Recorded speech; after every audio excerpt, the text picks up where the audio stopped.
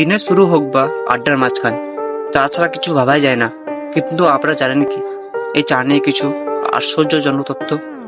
চলুন জেনে নিই। কিন্তু ভাই আপনাদের জন্য 1 ঘন্টা ধরে ভিডিও বানাই, কিন্তু আপনারা সাবস্ক্রাইব না করলে একটা লাইক দিয়ে যান প্লিজ। চায়ের আবিষ্কার। চায়ের উৎপত্তি হয়েছিল প্রায় 5 বছর আগে চীনে।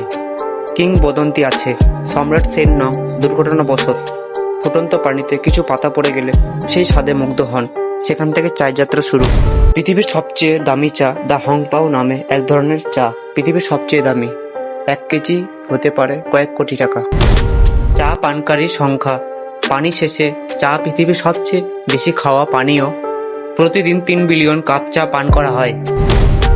চায়ের আসল রঙের রহস্য সবুজ, কালো, উলং সাদা। আসলে সব চা একই গাছের পাতা থেকে তৈরি, শুধু প্রক্রিয়াজাতকরণের পার্থক্যে রং ও স্বাদের ভিন্নতা আছে।